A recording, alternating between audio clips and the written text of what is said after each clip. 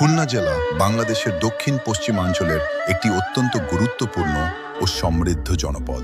একে শিল্পনগরী এবং সুন্দরবনের প্রবেশদ্বার বলা হয়। কথিত আছে, ধনপতি সওদাগরের দ্বিতীয় স্ত্রী খুল্লনার নামে একটি মন্দির নির্মাণ করেছিলেন, যা থেকে খুলনা নামের উদ্ভব। প্রাচীনকালে নৌকার মাঝিরা যখন সুন্দরবনের দিকে যেতেন, তখন বড় বড় পাল বা খুলনা খোলার প্রয়োজন হতো। সেখান থেকেও নামটি আসতে পারে বলে অনেকে মনে করেন।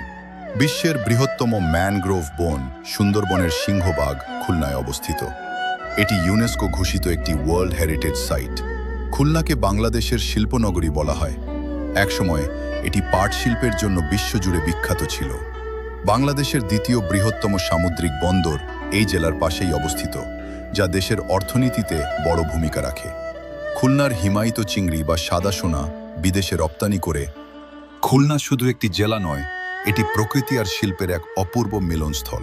একদিকে যেমন সুন্দরবনের রহস্যময়ী হাতছানি, অন্যদিকে রূপসা নদীর পার ধরে গড়ে ওঠা আধুনিক জীবন ব্যবস্থা। সব মিলিয়ে খুলনা বাংলাদেশের মানচিত্রে এক উজ্জ্বল নক্ষত্র। এর ইতিহাস যেমন প্রাচীন, এর ভবিষ্যৎ সম্ভাবনাও তেমনি অপার। আপনার জেলার নাম কমেন্টে জানান, যেন তার ইতিহাস জানতে পারি। এমন সব ভিডিও পেতে সাবস্ক্রাইব করুন।